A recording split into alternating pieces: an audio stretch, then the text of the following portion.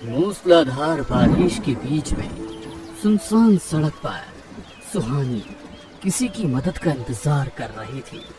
उसकी कार खराब हो गई थी। क्या मुसीबत है? यहाँ पर परेशान हो रही हूँ और रवि घर पे आराम से सो रहा है। इसका फोन भी तो नहीं लग रहा है। सड़क के दोनों तरफ झाड़ियों से झिंगुरों की आवाज आ रही थी। तभी परेशान सुहानी को किसी ने आवाज दी। सुहानी, सुहानी, कौन है यहाँ? रवि तुम हो क्या? मुझे परेशान मत करो, सामने आओ। सुहानी के बार बार बोलने पर भी कोई सामने नहीं आया। अब वो आवाज भी नहीं आ रही थी। वो डर कर इधर उधर देखने लगी। डर की वजह से उसके माथे पर पसीना आ गया और उसने वो कार वहीं छोड़ दी और वो भागते हुए सुनसान सड़क पर किसी की मदद की तलाश करने लगी। तभी अंधेरे में एक साया नजर आया।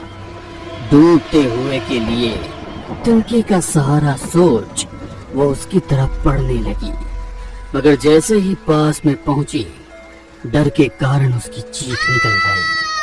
वो उस साये से दूर भागने लगी और भागते भागते एक ट्रक से टकरा गई। उस साये के चेहरे पर मुस्कुराहट थी।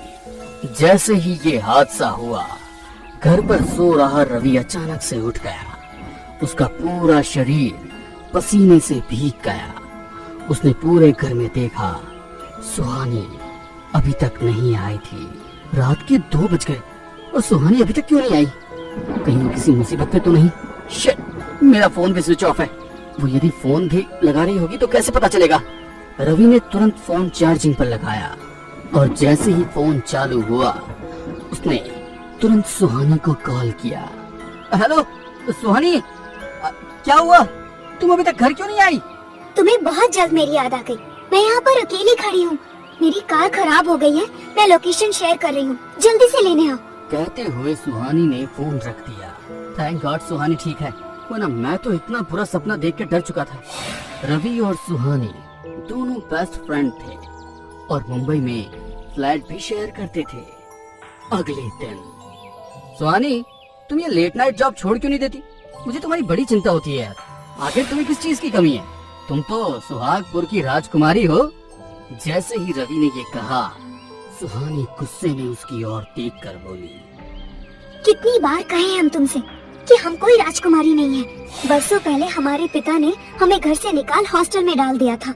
तब से लेकर आज तक उन्हें हमारी कोई फिक्र ही नहीं हुई। हर महीने पैसे भेजकर अपनी कर्तव्य की इतिश्री कर लेते हैं, मगर अब और नहीं। हम अपने पैरों पर खड़े हैं। अब हमें उनके पैसों की भी जरूरत नहीं। दोनों बात कर ही रहे थे कि सुहानी के फोन पर किसी का फोन आया। राजकुमारी साहिबा, हम रघु बोल रहे हैं। रघु काका, कैसी हैं आप? काका, इतने साल अपने घर परिवार से दूर कैसे होंगे? मैं आपकी तकलीफ समझ सकता हूँ, मगर ऐसा नहीं है कि तकलीफ आपने अकेले में सही है। महाराज भी उतने ही परेशान थे। आपसे विनती है कि जितनी जल्दी हो सके आप सुहागपुर आ जाइए। महाराज की हालत ठीक नहीं है, डॉक्टरों ने जवाब दे दिया है। जीवन भर तो हम लोग साथ नहीं रहे, अंतिम समय में साथ रहकर क्या बदल जाएगा? सॉरी, मैं नहीं आऊंगी। कहते हुए सुहानी ने फोन रख दिया। पास खड़ा रवि, जो सारी बातें सुन रहा था, गुस्से में बोला, ये क्या बचपना है सुहानी? तुम्हारे पिता की तबीयत खराब है और तुम जाना नहीं चाहती? इस दुनिया में तुम्हारे सिवा उनका है ही कौन? यदि वो तुमसे मिलना चाहते हैं तो तुम्हें जाना चाहिए। रवि के बार बार समझाने पर सुहानी मान गई और वो दोनों सुहागपुर के लिए निकल गए। गुस्से में सुहानी ने रास्ते भर रवि से कोई बात नहीं की। जैसे ही वो सुहागपुर पहुंचे, रवि खुद सुहानी से बोला, राजकुमारी साहिबा, आपकी मंजिल आ गई है। रवि के कहने पर सुहानी बाहर की ओर देखने लगी। यहाँ कुछ भी तो नहीं बदला था। जैसा वो छोड़कर गई थी, सब कुछ वैसा ही था। ऐसा लग रहा था कि मानो समय वहीं रुक सा गया हो। गांव में तरक्की की कोई निशानी नहीं थी। दोनों बातें कर ही रहे थे कि अचानक कुछ तेजी से आकर कार से टकरा गया। अब अरे यार, मैं तो सड़क पर देखकर ही चला रहा था। अचानक से पता नहीं क्या चीज सामने आ गई। वो तो देखकर ही पता चलेगा। दोनों कार से उतरकर देखने लगे तो सामने एक काली बिल्ली पड़ी हुई थी जिसकी आंखें हरे रंग की थी। गाड़ी से टकराने के कारण उसके सिर से खून निकल रहा था। मुझे समझ नहीं आया कि बिल्ली अचानक कैसे गाड़ी के सामने आ गई। अब क्या करें? लगता है ये मर गई है। रवि सुहानी से बात ही कर रहा था कि अचानक वो बिल्ली उठी और दोनों की तरफ दौड़ाने लगी। जिस तरह अचानक सामने आई थी उसी तरह अचानक गायब भी हो गई। दोनों हैरानी से एक दूसरे की तरफ देख रहे थे। रवि ने तुरंत कार चालू की और सीधे महल पहुंच गए। सुहानी का सुहागपुर का महल तो नहीं बल्कि एक बड़ी सी हवेली था जो बाहर से दिखने में काफी खूबसूरत था, मगर रखरखाव के अभाव में कहीं कहीं से क्षतिग्रस्त भी हो गया था। अपने घर को देखते ही सुहानी को अपना बचपन याद आने लगा। तभी अचानक रघु काका वहां पर आ गए। मुझे यकीन था सुहानी बिटिया तुम जरूर आओगी। फिर उसने रवि की तरफ देखा। उसकी आंखों में कई सारे सवाल थे, मगर राजकुमारी से सवाल पूछने की हिम्मत उसकी नहीं हुई। रघु काका, ये हमारे दोस्त रवि हैं। आइए, आप दोनों अंदर आइए। रघु उन दोनों को लेकर अंदर जाने लगा। तभी उसकी नजर छत के ऊपर गई। वहाँ पर एक साया खड़ा हुआ था जिसे देख रघु के माथे पर पसीने की बूंद झलक आई। सुहानी पहले अपने पिता से मिलने गई। बीमारी की वजह से वो बहुत ही कमजोर और असहाय नजर आ रहे थे। सुहानी को देख एक पल के लिए उनके चेहरे पर मुस्कुराहट आ गई। फिर अचानक वो उदास हो गए। उन्होंने इशारे से रघु को अपने पास बुलाया। उसके कानों में कुछ कहा तो रघु का चेहरा भी गंभीर हो गया। राजकुमारी, अभी आप आराम कीजिए। सफर से थक कर आई हैं। महाराज आपसे कल बात करेंगे।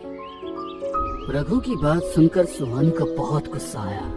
वो इतने सालों के बाद अपने पिता के पास आई थी, मगर पिता ने एक शब्द भी उससे कुछ नहीं कहा।